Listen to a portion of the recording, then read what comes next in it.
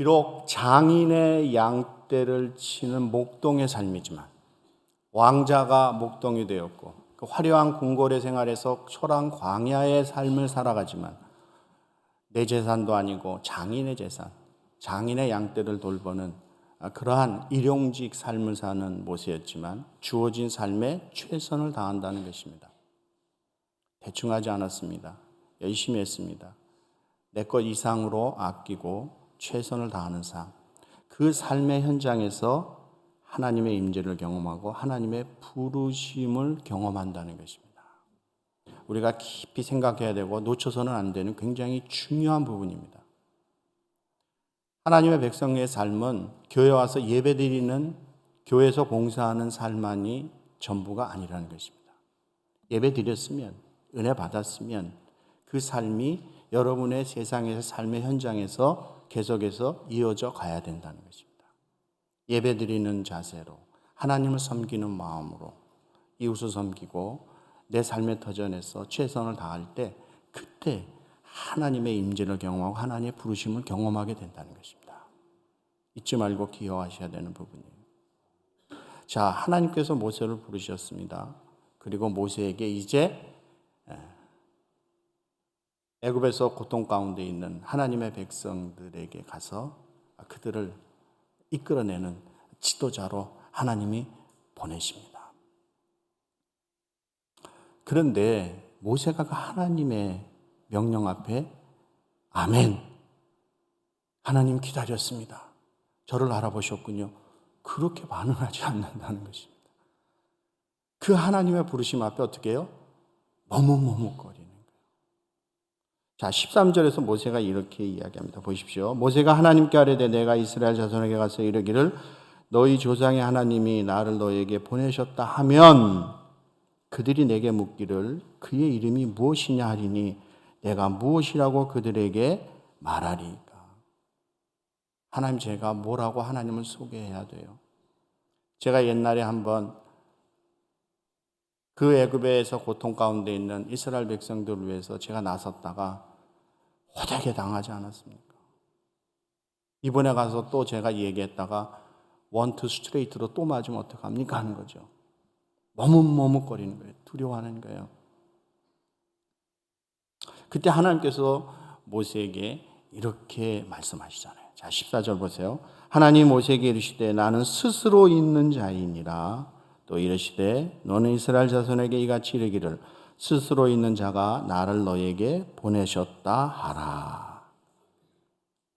라고 하나님이 말씀하시는 거예요. 그러면서 모세에게 계속해서 말씀하시고 모세를 애굽으로 보내신다는 것입니다. 자, 모세를 부르셨습니다. 애굽으로 보내시는 하나님. 그 하나님은 어떤 하나님인가 하는 것이죠. 오늘 이것을 여러분 꼭 기억하고 가시면 좋겠습니다. 첫째는 그 하나님은 스스로 계시는 하나님이시라는 거예요. 자, 모세에게 자신을 드러내시면서 오늘 14절에 뭐라고 얘기하세요? 나는 스스로 있는 자이니라. 여호와니라 하는 것이죠. 예, 요새 개역 성경에 보시면 또 야훼니라. 다 같은 의미인 것입니다. 이 여호와라는 단어가 성경에 나올 때 이스라엘 백성들은 감히 하나님의 이름을 부르지 못했습니다. 우리는 이게 뭔지 금방 이해해요. 미국 사람들은 이걸 이해 못합니다. 미국 사람들은 자기 아버지 이름 부르잖아요. 우리는 아버지 이름을 함자로 함부로 못 부릅니다. 아버님 함자가 어떻게 되느냐 그러면 무슨 자 무슨 자입니다 이렇게 얘기해야지, 아버지는 그냥 부르면 이거 아주 되먹지 못하고 배우지 못한 무식한 집안이구나 그렇게 얘기하잖아요. 아버지는 함부로 못 부르는 것입니다. 이스라엘 백성이 하나님의 여호와라는 이름이 나올 때 함부로 부르지 못했습니다. 그래서 그들은 아도나이라고 하는 단어로 대신 부르는 거예요. 나의 주라는 뜻입니다. 그래서 영어 성경에 보시면 The Lord라고 번역되어 있는 이유가 바로 이런 이유인 것입니다. 이스라엘 백성들이 성경을 필사하다가 이 여호와라는 이름이 나오면 목욕지에게 했습니다. 옷을 새 걸로 다시 갈아입었습니다. 지금까지 쓰던 펜을 놓고 새 펜을 들어서 하나님의 이름을 두려운 마음으로 필사한 것입니다. 대단한 민족이죠. 여호와 아도나이, 스스로 계시는 분. 이 여호와라는 의미를 스스로 계시는 분 그렇게 번역했는데, 이걸 직역을 하면 나는 나다라는 거예요. 나는 나다. 영어 성경 보시면 I am who I am 이렇게 표현했죠. 나는 나다라는 거예요. 다른 걸로 설명하시지 않습니다. 스스로 계시는 분, 이것은 의역을 하는 거죠. 나는 나다라는 거예요. 어떤 의미일까요? 다른 어떤 것에 의존하여 존재하는 분이 아니라는 거예요. 우리는 의존해서 존재하는 사람들이잖아요. 태어날 때도 부모님을 통해서 태어났고, 어려서 소위 말하는 소대변 다 챙겨줘야, 걸음마 챙겨줘야, 밥 숟가락 입에 떠넣어줘야 지금 이렇게 사람 구실하고 살아가는 거예요. 우리와 다른 것입니다. 하나님은 어떤 것에 의존하시는 분이 아니라는 거예요. 완전히 독립적인 분이라는 의미인 것입니다. 그분은 모든 피조물과 구별되시는 분이에요. 그분은 영원 전부터 존재하셨고 지금도 존재하시고 영원토록 존재하십니다. 처음과 끝이 없으신 분이에요. 이건 여러분의 이성과 과학 논리로 이해되는 부분이 아닙니다. 그냥 믿으셔야 되는 부분이에요. 이걸 어떻게 3차원 안에서 사는, 시간과 공간의 제약 가운데 살아가는 이 유한한 인생, 기껏 살아야 7, 80년 오래 살아야 100년도 못 사는 인생이 어떻게 영원하신 하나님에 대해서 논하고 우리의 이성으로, 우리의 과학으로, 논리로 이해할 수 있겠습니까? 안 되는 부분이에요. 그래서 믿음이 필요한 것입니다. 태초에 하나님이 천지를 창조하시니라라고 선언하잖아요.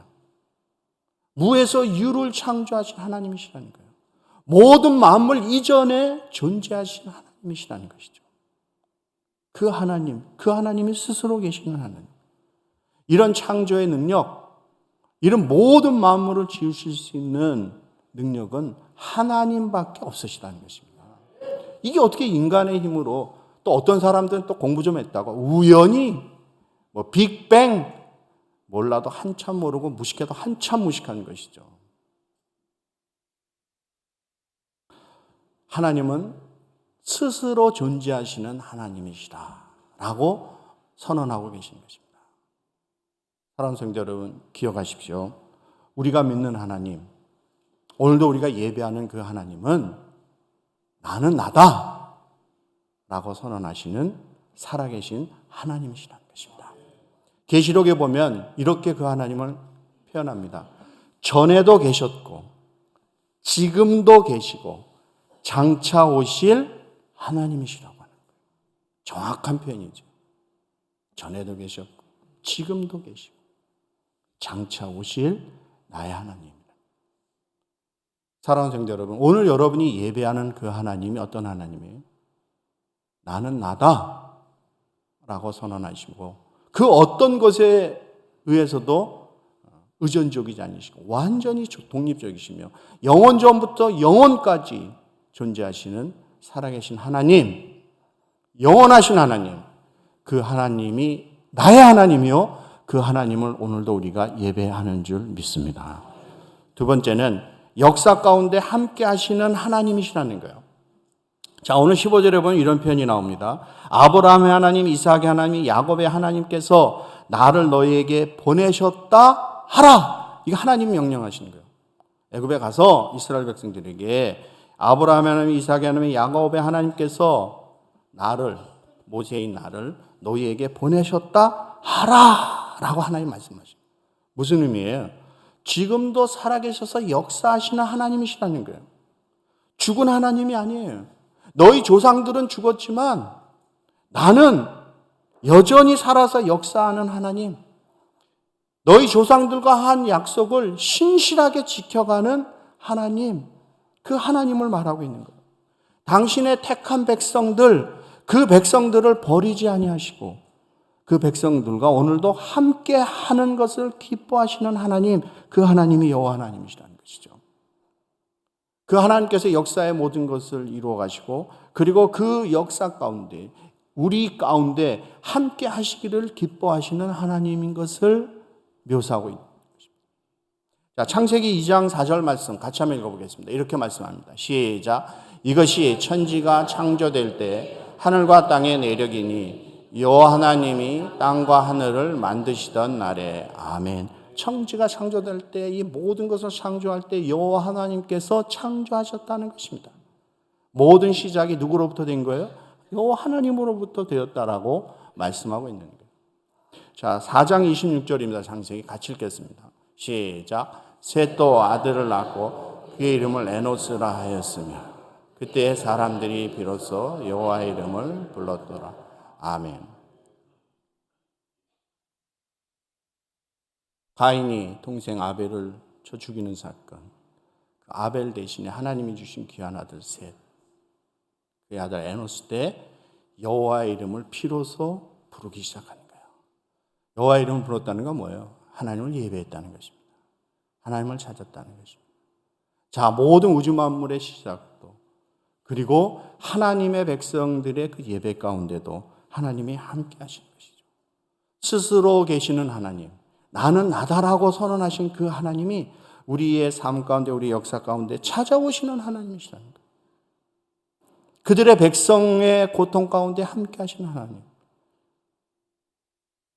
이스라엘 백성들이 애굽에서 고통 가운데 부르짖는 그 부르짖음을 보고 듣고 알고 계시는 하나님, 우리와 함께 하시는 하나님, 그 하나님이 여호와 하나님이라고 소개하는 것입니다. 그래서 오늘 16절에 보시면 이런 내용이 나와요. 내가 너희를 돌보아 너희가 애굽에서 당한 일을 확실히 보았노라는 거예요. 우리를 돌보시고 우리의 고통 가운데 함께 하시고 그것을 내가 확실히 보고 듣고 알았노라는 것이죠. 그래서 모세를 보내셔서 그 하나님의 백성들을 구원해내시는 은혜 하나님, 우리에게 찾아오시는 하나님, 우리의 고통 가운데 외면하지 아니하시는 하나님, 처음부터 함께 하신 하나님, 창조의 하나님, 우리의 예배를 받으신 하나님, 우리의 고통 가운데 함께 하신 하나님, 그 하나님이 오늘도 우리와 함께 하시는 하나님이신 줄 믿습니다. 세 번째는 변치 아니하시는 하나님이시라는 거예요. 여호와 하나님은. 여러분, 세상은 변합니다. 사람은 변하는 거예요. 아침에 먹었던 마음이 저녁에 바뀝니다. 처음과 끝이 변하지 않고 동일한 사람은 거의 찾아볼 수 없습니다. 약속해놓고 나중에 딴소리합니다. 초심을 지켜가야 되는데 초심을 잃어버리는 경우가 너무 많아요. 그래서 늘 무슨 얘기합니까? 초심을 잃어버리지 마라 라고 이야기하죠. 그게 사람이에요. 그게 우리라는 것입니다. 하나님은 그렇지 아니하신다. 우리는 변해. 세상도 변합니다. 캘리포니아 날씨도 변합니다. 아니, 5월 지금 메모리얼 데이 이렇게 춥습니까? 지난주 총회했잖아요. 뉴욕에서, 타주에서 우리 이제 목회자들이 모였는데, 뉴욕에서 온 우리 목회자들이, 우리 친구 목사들이 그래요. 어휴, 캘리포니아 어떻게 뉴욕보다 더 추워요. 네. 세상이 이렇게 음산하고. 내일 메모리얼 데이 때 우리 씹시대에 있으면 어떡할 뻔했나. 감기 다 걸리실 것 같은 막 그런 또 걱정이 오늘 아침에 좀 들었습니다. 안 하길 잘했다. 캘리포니아 날씨가 이렇게 변할 줄 여러분 아셨습니까? 동부는 교회 무슨 행사가 야외에서 있으면요, 그 행사 발표되면서부터 교인들이 기도하기 시작하는 것 중에 하나가 뭔지 아세요? 날씨. 어떻게 이렇게 하세요? 동부에서 오셨나? 네. 여기서부터 처음부터 사신 분들은 잘 몰라. 그리고 그 고마움을 몰라. 을에 선샤인, 미스터 선샤인 줄 아시죠? 그렇지 않아요. 그래서 동부는 그냥 기도하는 거예요. 장례식 나도요, 하관 예배 드릴 때 비 오고 눈 올 때 있어요. 얼마나 어려운지 몰라요. 여기는 항상 햇볕이 쨍쨍. 감사하셨어요? 제가 보니까 별로 감사 안 하고 사시는 것 같아요. 을에 좋은 날씨. 그러니까 뭐 무슨 행사를 해도 아무 걱정을 안 하시더라고요. 저는 날씨에 대해서 굉장히 민감한 편이었는데. 캘리포니아 날씨도 바뀌잖아요. 다 바뀝니다. 그런데 여러분 기억하십시오. 모든 것이 바뀌어도 변하지 아니하시는 분이 계시는데 그분이 우리가 믿는 하나님이신 줄 믿습니다. 그래서 오늘 성경에서 그 얘기를 하는 거예요. 너희 조상의 하나님이라고 표현하는 거예요. 무슨 소리예요? 이스라엘 선조들과 연관해서 하나님이 자기를 소개하고 있다는 것입니다. 너희 조상의 하나님, 너희 조상들과 맺은 언약을 변치 않고 내가 지켜가는 하나님이라는 거예요. 그 언약을 계속해서 지켜가는 신실하신 하나님, 불변하시는 하나님, 그 하나님이 바로 나야, 나라고 소개하고 있는 거예요. 하나님은 변하시지 않아요. 우리가 변하지. 하나님은 우리를 멀리하시지 않아요. 우리가 하나님을 멀리하는 것이죠. 하나님은 원래 그 자리에 계시는 거예요. 하나님은 변치 않고 우리를 사랑하시는 거예요. 변덕은 우리가 부렸죠. 하나님께서는 변덕 부리시지 않는다. 자, 사무엘상 15장 29절에 보시면 이런 말씀이 있습니다. 같이 한번 읽어보겠습니다. 시작. 이스라엘의 지존자는 거짓이나 변개함이 없으시니 그는 사람이 아니심으로 결코 변개하지 아니하심이니이다 하니. 아멘. 사람이 아니심으로 변치 아니하신다는 것이죠. 사랑하는 성도 여러분, 세상도 변하고 날씨도 변하고 사람도 변합니다. 그러나 영원토록 변치 아니하시는 분이 계신데 그분이 바로 우리가 믿는 여호와 하나님이신 줄 믿습니다. 하나님의 말씀은 변하지 않습니다. 그래서 우리가 이 하나님의 말씀을 신뢰하는 것이에요. 그래서 하나님이 우리의 믿음의 대상이 되시는 이유가 여기에 있습니다. 만약에 하나님이 막 변하신다고 하면 그분을 어떻게 신뢰하고 믿을 수 있어요? 변치 아니하신 하나님, 약속하신 것을 신실하게 지키신 하나님, 우리가 있고 우리는 약속을 지키지 아니할지라도 하나님은 그 약속을 신실하게 지켜가시는 하나님, 좋으신 하나님, 그 하나님이 우리가 믿는 여호와 하나님, 오늘도 우리가 예배하는 하나님이신 줄 믿습니다. 사랑하는 성도 여러분, 사람 의지하지 마세요. 사람 의지하면 의지한 만큼 실망하십니다. 우리가 의지하고 우리가 믿고 신뢰할 분은 살아계신 여호와 하나님 한 분이신 줄 믿습니다. 네 번째는 여호와는 영원히 기억해야 할 이름이라는 거예요. 영원히 기억해야 할 이름. 자, 오늘 15절 하반절에 보시면 이런 표현이 나와요. 이는 나의 영원한 이름이요 대대로 기억할 나의 칭언이라 라고 이야기해요. 이 칭호라고 하는 표현이 옛 성경에 보면 표호라고 하는 표현으로 나옵니다. 표호. 이게 무슨 뜻이냐면 어떠한 사실을 기억하게 하는 상징 혹은 기념물을 뜻하는 거예요. 어떠한 사실을 기억하게 하는 상징 혹은 기념물을 이야기하는 거예요. 자, 여호와라고 하는 이 이름, 이것은 이스라엘 백성들이 영원히 잊지 않고 기억해야 할 이름이라는 거예요. 그리고 영원토록 찬송해야 할 이름이라고 우리에게 가르쳐주고 계시는 거예요. 여호와. 이 이름을 의지하고 이 이름을 힘입을 때 놀라운 하나님의 은혜가 임하는 것입니다. 성경의 많은 부분에 소개되지만 특별히 골리앗과 다윗의 싸움에서 극명하게 드러난다는 것입니다. 그 어린 다윗이 골리앗 앞에 섰을 때 골리앗이요 온갖 이방신의 이름을 동원해서 저주하면서 나옵니다. 어린 다윗이지만 눈 하나 깜짝 안 했어요. 온갖 이방신의 이름을 다 동원해서 저주해도 코웃음 치고 말았습니다. 그리고 다윗이 골리앗에게 이렇게 이야기하는 거예요. 자, 사무엘상 17장 45절 같이 읽어보겠습니다. 시작. 다윗이 블레셋 사람에게 이르되 너는 칼과 창과 단창으로 내게 나아오거니요 나는 만군의 여호와의 이름 곧 내가 모욕하는 이스라엘 군대의 하나님의 이름으로 내게 나아가노라. 아멘. 만군의 여호와의 이름이에요. 만군의 여호와의 이름. 그 이름 의지하고 내가 나아가노라고 선언하고 골리앗을 때려 눕히게 되는 것입니다. 여러분, 그 당시 이스라엘 모든 군대는 골리앗 앞에서 덜덜덜덜덜 떨고 있었던 거예요. 그렇게 하나님의 이름을 모욕하고 그렇게 이방신의 이름을 칭송하면서 하나님의 백성들을 저주해도 누가 하나 나서지 못한 거예요. 다윗이 나선 것입니다. 다윗이 나설 수 있었던 것은, 다윗이 골리앗에게 이길 수 있었던 것은 다윗의 능력입니까? 아니에요.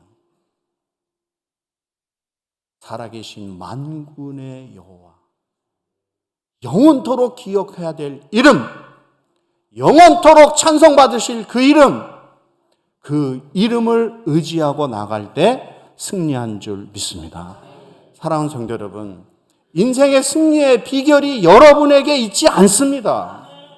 여러분의 실력, 능력, 여러분이 뭐 좀 갖고 있는 거, 그것으로 되지 않아요. 우리 인생의 승리가 우리에게 있으면 인생들은 하나님을 찾지 않습니다. 조금 가진 거, 조금 더 많이 배운 거, 조금 누리는 거, 남보다 나은 거 가지고 과시하고 의시하고 교만하고 그렇게 살아가는 인생들이에요. 우리 인생의 승리의 비결이 우리에게 있지 않아요. 하나님께 있는 줄 믿습니다.